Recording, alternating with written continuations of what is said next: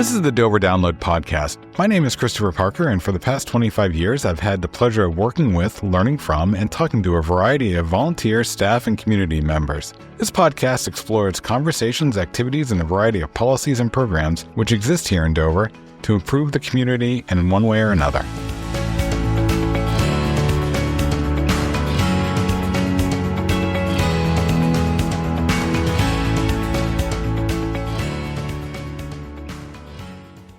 This week, we're going to continue our look at the municipal budget, having a conversation with Superintendent Christine Boston of the school district, and then we'll have the audio from her presentation to the City Council from last week's meeting. Dr. Boston, how are you today? I am great. This is your budget. It's not your first budget because I know you were heavily involved with the current fiscal year budget and working with former Superintendent Harbin. Anything you want to call attention to before we listen to your presentation? Sure. I want to call attention to both the process and the attention to our strategic pillars that we put into the budget process this year. So our process starts in September, and that is the building administrators looking at it. They submit their building level budgets or department level budgets by October. And then CFO Limanni and I work with those numbers. We pull all that together. Mr. Limanni's looking at revenue streams. We're getting anticipated numbers from the state, but not final numbers. And at that point in October, it's really kind of looking into the crystal ball and trying to determine what we're going to need 12 months from now without necessarily knowing our enrollment or specific student needs fully. So we do that in October. November, we're narrowing that down, culminating in a presentation to the board right around Thanksgiving or the first week of December, depending on how the holiday falls. That then kicks off a series of budget meetings that happen every Monday night for the next 2 months. So the board met just about every Monday to review budget numbers, to, look at needs, to look at revenue, adequacy aid from the state, which was essentially flat funded this year. You'll hear about that a bit in our presentation. And also look at administrative requests. This year, we did not put many of those requests forward. There certainly were requests for new staff.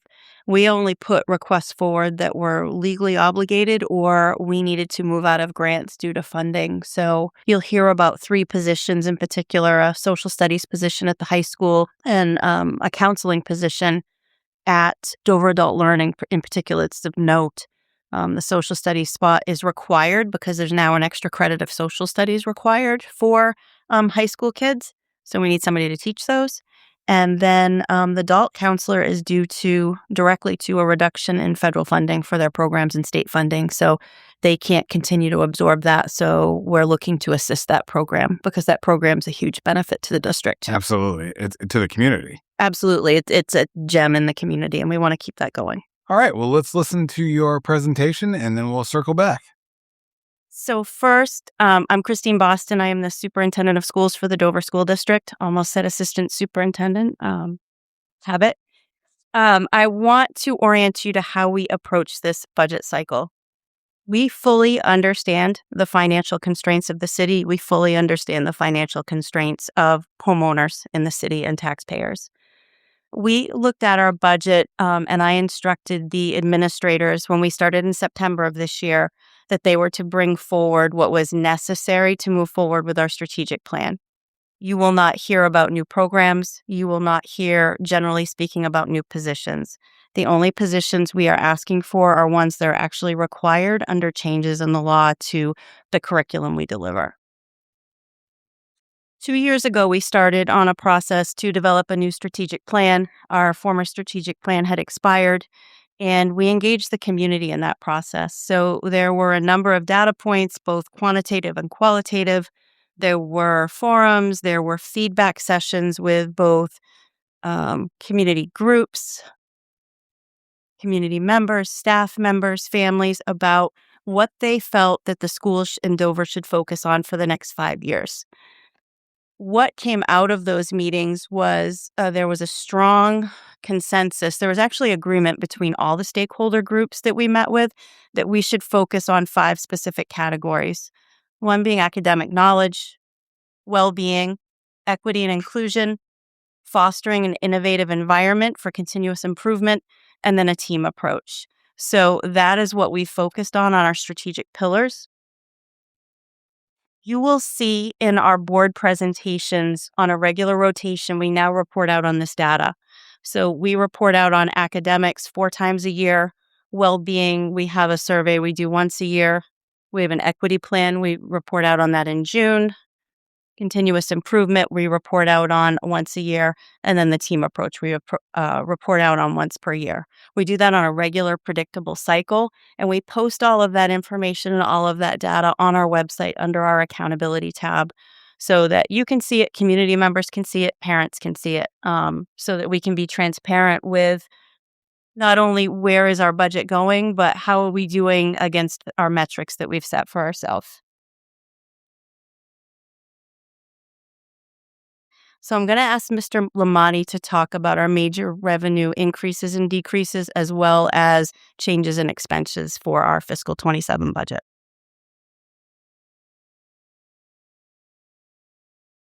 The first part of this is the revenue portion. We don't do this in every community, but in tax cap communities, this is very important. This is what drives what we can spend. So the top row are the areas of revenue and Kruger. For the budget that we're presenting tonight, it will require a tax levy increase of $5.7 million.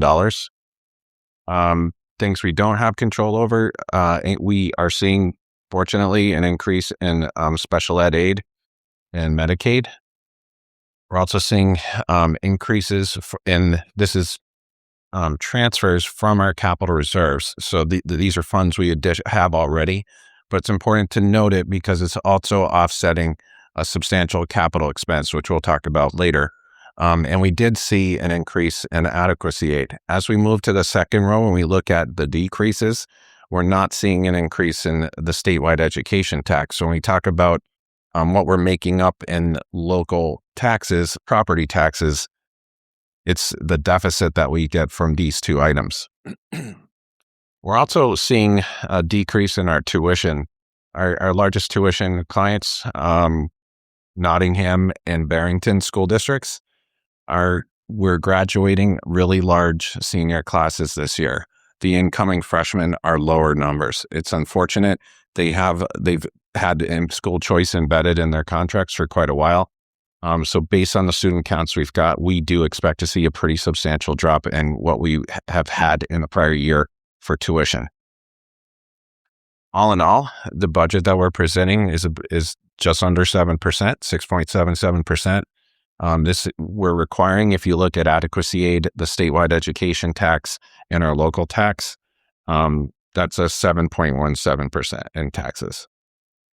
What we're asking for over the cap, specifically for the school, I know the city came in, I think it's $877,000. The whole budget is over the tax cap right now. But if you just were to look at the school's portion, it's $1.9 million over. Right. For our expense drivers, this is an area where we cut down a little bit to get to the numbers that we're seeing now. We put in of the almost 3.4 million that or about 5.8%, so just under 6%. Of this increase, this absorbs a 6.5% increase in our health benefits, which I think we'll address a little more after this meeting. We also we're negotiating right now 4 agreements, 3 collective bargaining agreements and 1 association agreement. For all district-wide raises, we put in a budget for about $1.5 million in increases to the current contracts. They'll fluctuate a little bit based on turnover from the prior year, but built into that number is all benefit increases. The major increase was in health insurance and wage increases that we didn't distribute it by position because we're negotiating those benefits, and we did it by function code in our budget. So there's approximately $1.5 million in that number in wage increases for our staff. And we're currently bargaining to that number right now, which is proving difficult. Our facilities contract with Cushman Wakefield is going up 4%, or 160,000. I should also mention we did a corrected slide as a handout. You'll notice those numbers changed slightly, percentages. So we wanted to get that correction in here so we could publish it online for you. It's in the presentation. And on the back of that handout too, which is interesting, should answer a few questions. It gives you the actual numbers behind these. So you can see not only the 160,000, but what is the total cost of these elements of our budget. Transportation is a large one for us. Our general in-district contract for busing approximately 3,000 students. We're not 4% or just 80,000. This is the tough part, and which we'll get to in number 6, is our special ed in and out of district transportation's going up 17%. The basic contract is just under 4%. But the new contracts and new placements are putting that number. The increase in total is $520 to almost $528,000. So that's a substantial increase. Our facilities, CIP, we have one major item that's in the general ed function code for $510,000. If you remember back to the transfers in, that is being offset by $408,000 from our capital reserve. The idea of using capital reserves is to have little impact on the budget when we do these. You don't want to replace 3 classrooms at a time in these buildings, right? You would have inconsistency in the look and feel of the building. So using capital reserves intelligently over time, these are 15-year replacement cycles. It will allow us to be able to do it for approximately $175,000 a year to do the whole district. Debt service, this one is tricky because last year we considered the increase for the track as a transfer, not as actual debt service. So if you were to look at our budget, we would see debt service going up by $1.7 million. That's principal and interest. And then you would see our transfers going down. The net, though, is the important item. The combine of those two is $320,000 increase.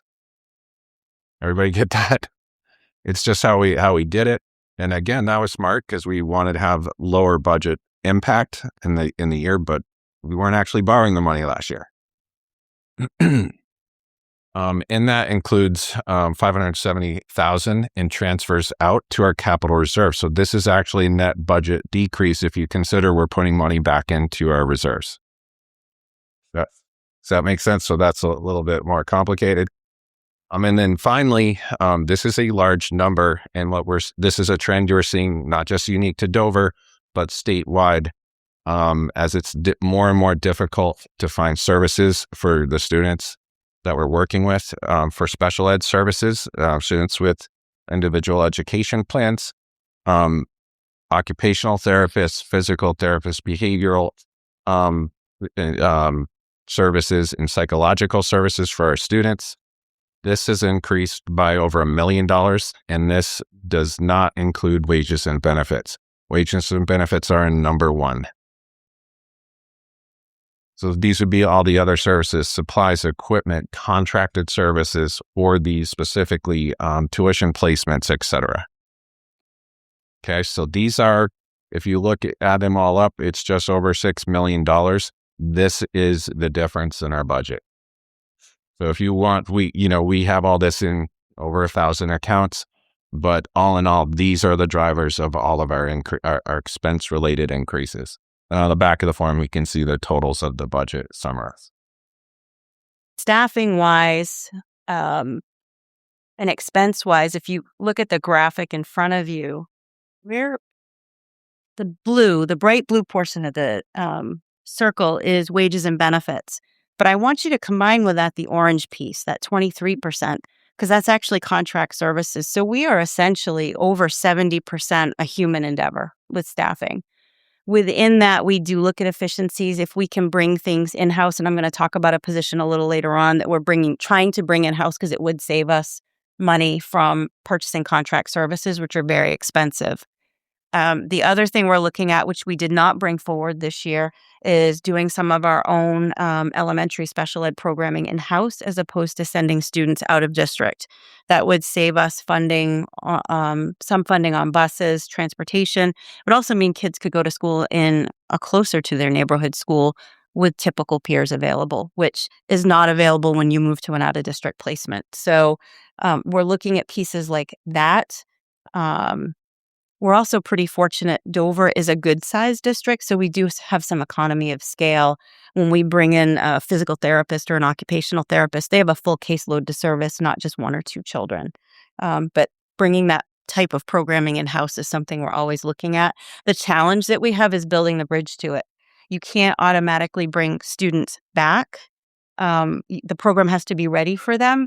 And so you have to, in some ways, absorb the cost of the out-of-district placement and building the program at the same time. And there has never been a good year budget-wise to do that.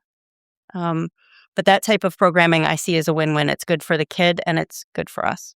Would that be a revenue opportunity as well if we Could be potentially if we were staffed to the point that we could say to a district around us, we have a program right in Dover and it's 15 minutes from your school. And it would be an approved special ed program that other districts could consider sending to. One of the things I also wanted to point out, because we often get asked questions about administration in the school district and are we administratively heavy, so to speak?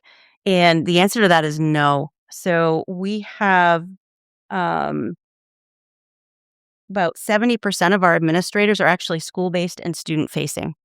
So there are 6 of us who are not directly student-facing. The rest of our administrative staff work with students on a daily basis.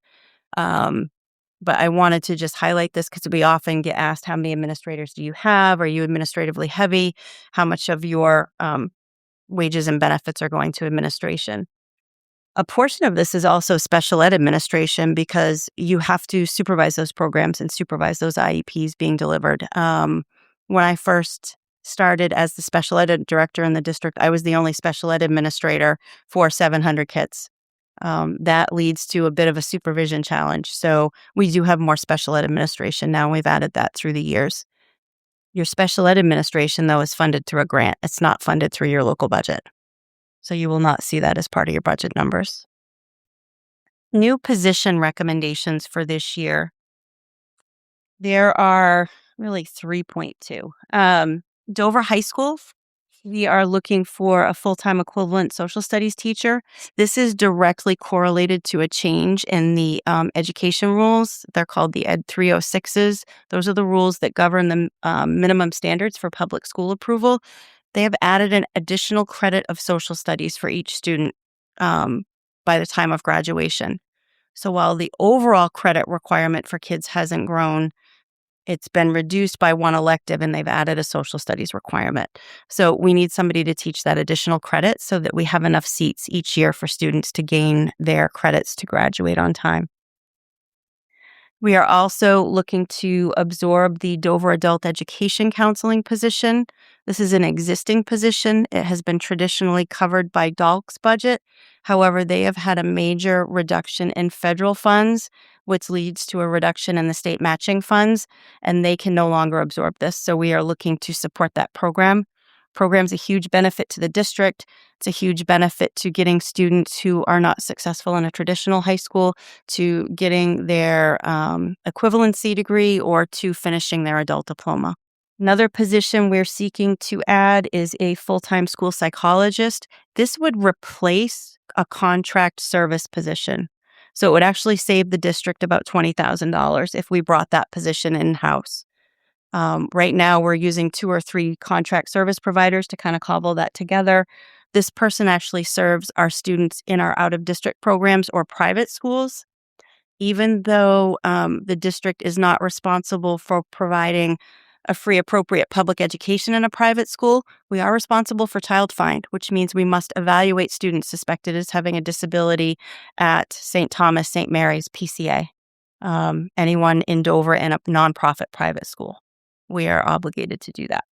The other position, and this is the point 2 I was talking about, Last year, we've changed our model from department heads across the board to something we call a guiding coalition. And that is a leadership team. It is a teacher level leadership team that is directly involved with implementing our strategic plan and measuring our strategic plan at the building level. That has worked well. That is great.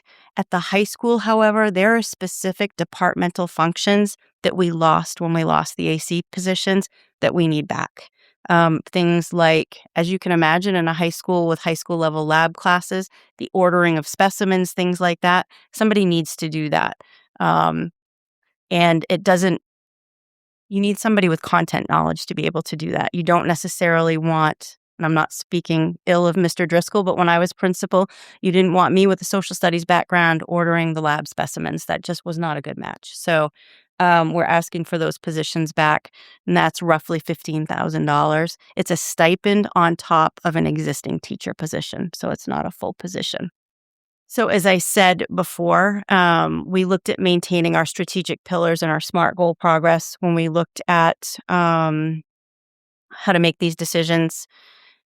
We want to keep class sizes as close to 20 at the elementary level as possible. The minimum standards for public education program approval requires elementary school classrooms be 25 or less. The middle school, we're trying to stay as close to 25 as possible. We wanted to keep the HVAC installation at DMS on target. We wanted to support an administrative structure that allowed for timely, relevant feedback on instructional practices and timely supervision.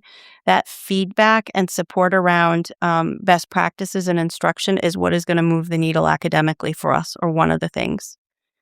We also wanted to maintain current counselor and health office staffing levels. Right now, we are at the appropriate staffing in our health offices and our counseling offices for a well population. We know that we do have a population of students that require medical services, so we're still a little short there, particularly if you look at the middle school and high school. But we do have 2 float nurses that support that. So we want to maintain that, and we want to minimize the loss of staffing. You'll see research that tells you that class size does not impact academic progress. That is true. What does impact academic progress is what you do with that class size. So I can give timely, relevant feedback in a much better delivery system to 15 kids than I can 30. So I just want to point that out, because you will hear people say, doesn't matter if you have 40 or 100 kids in a class, but it matters what you can do with them in that context. So when you think about a kindergarten, we don't want 25 kids in a kindergarten. That makes it really hard. Those aren't good odds. 1 adult, 25 5-year-olds, that's 50 boots, 50 mittens, and a lot of lost instructional time. So we want to maintain those pieces and keep working on our strategic plan. But we put this in here really just to show you what coming up with this budget we know wasn't within the tax cap, but we did get down the first 2 lines of this health savings, moving to a traditional HVAC versus a geothermal system. The administration went through the budget several times, making approximately $200,000 in additional reductions across the board. And then we looked at scenarios where it's cavalier just to say we looked at cutting 5, 8, and 20 FTEs, but we also went through all the ramifications of these possibilities should we have to cut down. So we know structurally what would happen in each of these scenarios. Scenario 4 is we are retaining the staff we have. We spent the last 5 years really getting the high school staff at the level that we wanted to year over year over year. So counselors, the middle school teams, so on. So we're trying to maintain that level of staffing with the student body without adding the additional positions that were brought to us. We didn't even bring those to the board with the understanding where we are with the budget and where we were last year. So we just wanted to give you a quick look at what went through, what we would be looking at if this budget comes back to us with significant changes required, and so on. So we're ending on this, and we'd be happy to take any additional questions if you have any. Now that we've heard the presentation, is there anything you want to make sure that gets out there? Or Again, I want the attention to the strategic pillars, the district adopted pillars that we're measuring, and we have accountability data on our website. So when we looked at what we were making for reductions or adding, it was with attention to what the community determined was important for our school district, which was an increase in academic scores, a focus on wellness, and a focus on collaboration. So we had that very much in mind, and I hope that came through in the presentation. I think it did, and I appreciate your bringing that back around, because thinking strategically is always one of the things we want to do here in the community. As we wrap up, I want to thank you for being here and also encourage the listener to go back and watch those multitudes of school board meetings where they looked into the budget in detail. Reach out to either yourself, Dr. Boston, or the city manager with any questions about the municipal budget as well. Attend the public forums and the public hearings that are coming up. Subscribe to the Dover Download, the Budget Revealed, and any other opportunity we have to provide information about the budget itself. Have a great day. Thanks for listening to the Dover Download this week. If you like what you heard, subscribe through your favorite podcast aggregator. And if you have something you want to hear a topic on, let us know. Finally, this is just one of the many ways we share information about the city of Dover. You can subscribe to the Dover Download's email newsletter every week or other newsletters that we have by going to the City of Dover homepage, www.dover.nh.gov. Have a great week.